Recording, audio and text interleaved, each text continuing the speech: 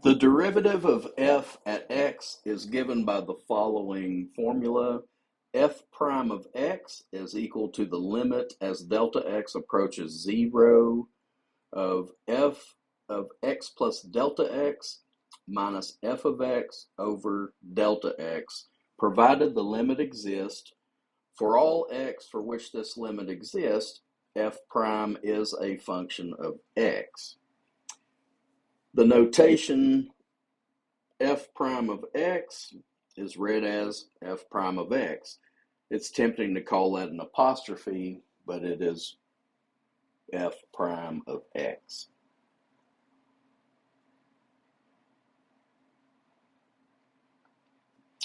Okay, so we're going to work this problem in a couple of sections, and below in the red ink, we'll get to that in a moment. First, we have a function defined as x squared plus x minus 2, and we're asked to use the limit process to find the derivative of this function.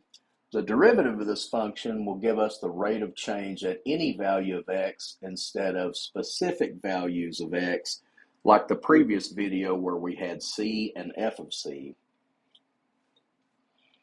Remember our definition, we have the limit as delta x approaches 0 of f of x plus delta x minus f of x all over delta x. The function that we're given will take the place of f of x. The hard part of these is correctly calculating f of x plus delta x. For this particular function, when we replace the x's with x plus delta x, we will get x plus delta x quantity squared plus x plus delta x minus 2.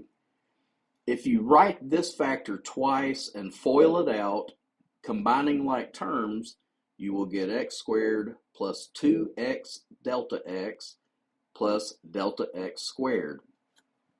These two terms in the middle, I'm just dropping the parentheses, x plus delta x, and I'm trailing it with a minus 2. All 6 of these terms represent f of x plus delta x. So in this upper left bracket, I've placed all 6 terms in there, minus the original function was x squared plus x minus 2. Canceling like terms through subtraction, we get a lot of terms to drop out. The x squareds add up to 0, the x's do 2, and finally the negative 2 minus negative 2, that's also 0.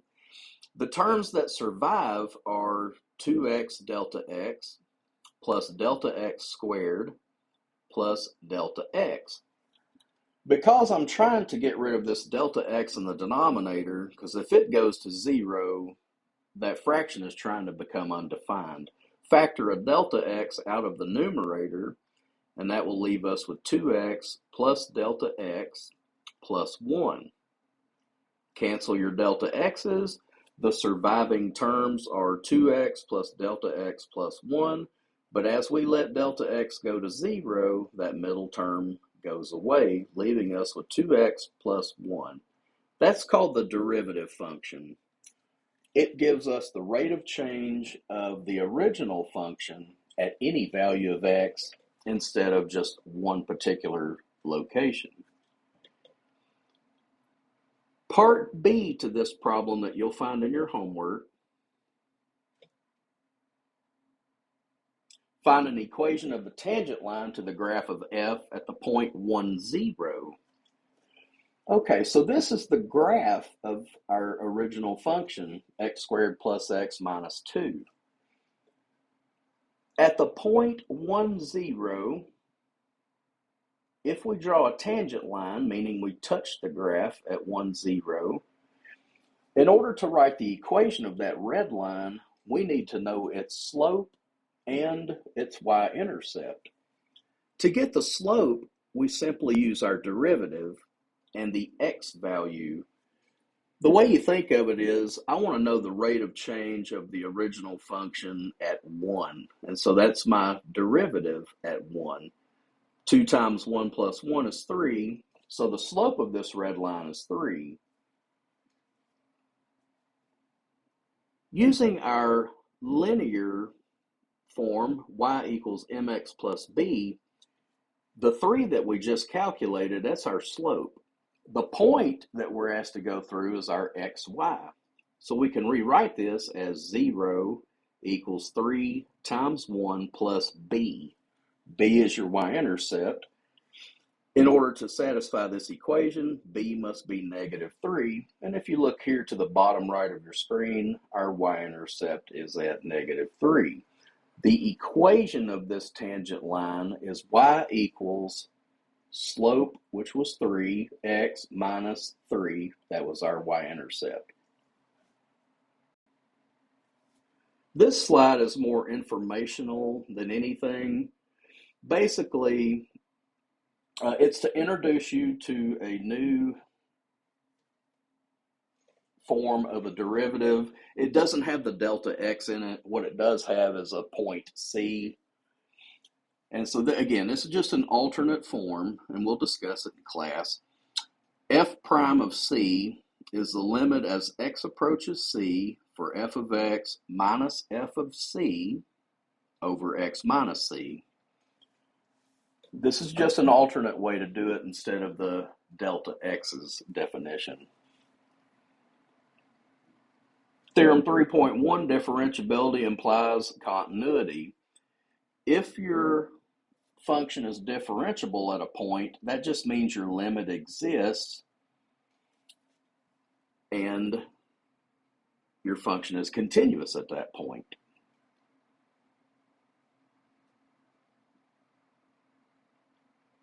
Continuity does not imply differentiability. Differentiability does imply continuity, but it's not the other way. The converse is not true. Here's 2 counterexamples. First one is if your graph has any sharp turns or cusps at a point, your function is not differentiable. For example, this counterexample, f is not differentiable at x equals 2 because your limits, aka your derivatives, when we studied limits, we looked at our left and right approaches for limits, but our function is not differentiable. Sorry, y'all. It's not differentiable at 2. If you try to use the limit definition, you're going to get 2 different values. Notice the slope on the left side is -1, and after the sharp turn, it's +1. Counterexample 2 is if your graph has a vertical tangent line point. For example, this particular graph, as you trace it, once you get to the origin, it has a vertical orientation before it tapers off. And so your function's not differentiable at x equals 0 for this particular graph, which is the cube root of x.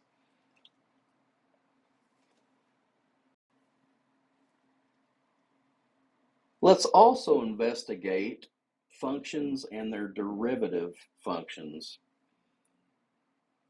The graph to your left, in class we identified this as the line y equals 1x plus 0.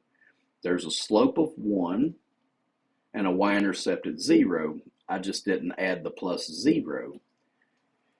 Lines have a constant rate of change, and this one has a constant rate of change of 1. Therefore, its derivative graph will be constant, and it'll also have a value of 1. The derivative function of a line will always have a constant value of the slope of the line. Why is the derivative function horizontal? And that's because lines have a constant rate of change. That's the key. For functions that aren't linear, they have some variation in how they're oriented. For example, this parabola, the graph of a quadratic function. Trying to get this lined up for you. Okay. In the original function, we have a parabola. It's decreasing until we get to -3, and then it increases. At exactly -3, there is a horizontal tangent line. So when x is -3, your derivative at -3 is equal to 0.